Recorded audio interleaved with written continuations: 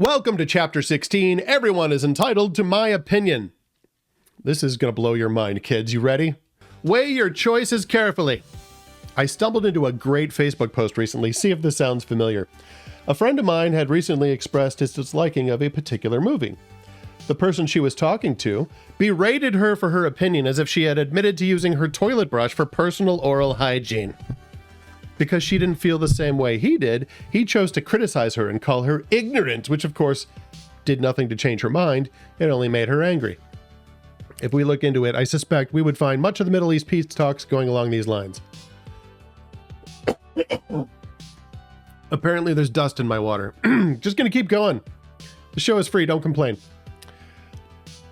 The online response of her friends was the typical reply to such a situation. It essentially said, everyone is entitled to their opinion because an opinion is neither true or false. It is subjective. That last part is where they are wrong. Well, it is my opinion that they are wrong and I am correct, which makes my opinion true and theirs false. Okay, before you go throwing full wine bottles at your computer screen, let me explain.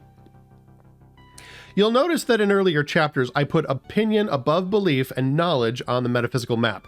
So for those of you listening on Spotify and not watching, let me explain the metaphysical map. It's a map of all the different concepts that we're talking about in this philosophy book.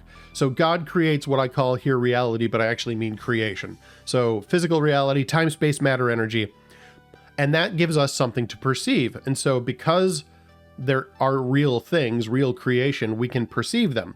We can perceive them accurately, which leads us to truth, or inaccurately, which leads us to an illusion.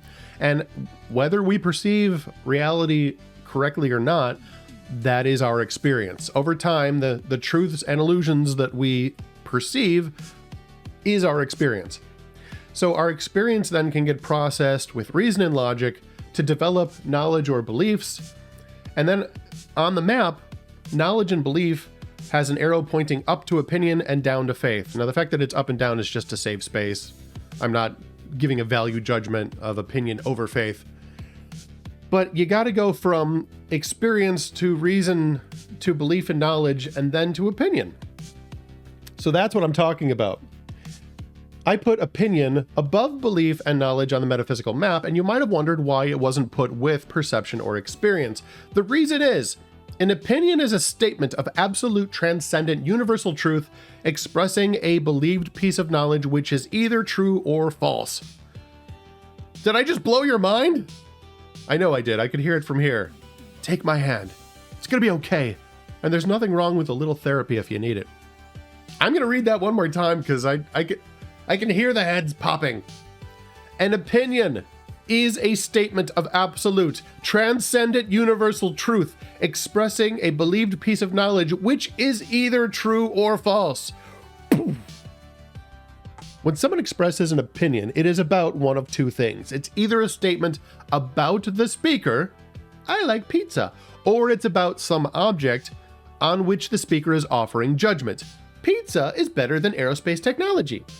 When I give you my opinion, I'm either talking about me or I'm talking about something else. In this case, pizza. In the first statement, I am saying something specifically about me, specifically that I like pizza. This is either true or false. I could be lying. It may be true that far from liking pizza, I despise it because I am some godless, hippie, communist, pinko creep pretending to like pizza so I can infiltrate your society and corrode it from the inside. Or maybe I'm just lactose intolerant. Thankfully, neither of these is true, so it remains a true statement about me that I like pizza. Why is this not subjective? Because it is always true for everyone everywhere that I like pizza. It doesn't matter if you like pizza. I will still like pizza, no matter how you feel. It's not always about you, you know. We share a reality, and in the real universe, I like pizza. If someone ever tells you that I do not like pizza, they are a liar. Do not give them your credit card information and don't vote for them. In the second statement, pizza is better than aerospace technology, I am comparing two things. Sometimes people do this when they really mean to make a statement about themselves. When I said pizza is better than aerospace technology, I really meant Given the choice between them, I would choose pizza, because I am not lactose intolerant, but I am afraid of heights. This, much like the First World War, is a result of poor grammar. Once again, the statement is either true or false, but it is intended to be a statement about me and a choice I would make given the option. But what if it's not? What if I really am comparing Pizza Hut to NASA? In this case, I am comparing these things not to themselves alone, but to some external standard of good and bad. To say something is better only makes sense if there is some standard of good to compare the two things against. The one that conforms most closely to the definition of good is the one which is better. So we must ask in what way these things are similar so they might be compared. How about this? They both cost money. We could say pizza is better because I can get a large pepperoni pizza for $5. Not a good one, but whatever. Whereas anything made by NASA costs more than the gross national product of South America. And I can promise you, it will not be delivered to your door in half an hour or less. But if by good I mean capable of sustaining life in low Earth orbit for prolonged periods of time, then the better of the two, and it's a close call here, would be NASA. Without the proper aerospace technology, you would be dead before the pizza was even out of the box. Even at $5, that's a bad deal. Maybe you don't compare Italian foods to various technology fields. I can see no reason why you wouldn't, but it takes all kinds to make a world.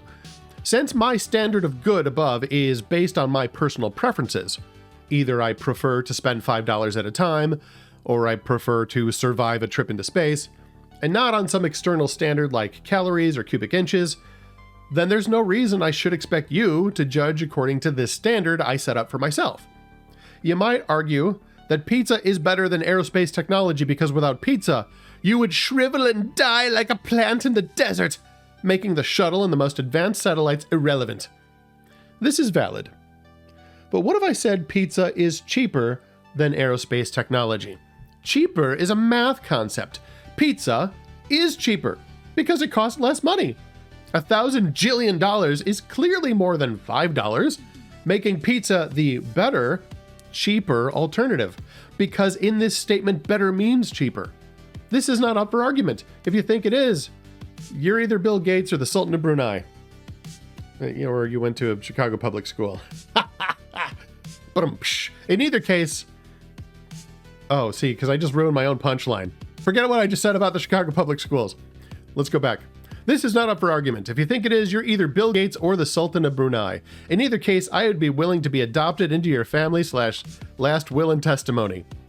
Or if you're a congressman who thinks socialism is a good idea, but I digress. The show is free, don't complain. What then can we say about someone who demands you consider a certain movie as good? You should just ask him. Maybe he's comparing the film to some standard of quality. The movie was in focus and had audible dialogue. Or, this movie did not contain Keanu Reeves attempting to use a British accent. Maybe he really means to make a statement about himself. This movie made me cry, like a little. And he wishes for you to feel the same way so that he will not feel like such a sissy. Or maybe he's a jerk who doesn't care what the conversation is about and he's just trying to pick a fight. If he's this third type, just walk away, man. Just walk away. Everyone is entitled to their own subjective emotional response to external stimuli, but when you choose to express those feelings, choose your words carefully, because if you don't, you will sound like a jerk. But, of course, that's just my opinion. Jesus loves you is the message we send. Thanks for letting me be your rent-a-friend. You're listening to Rent-a-Friend Radio.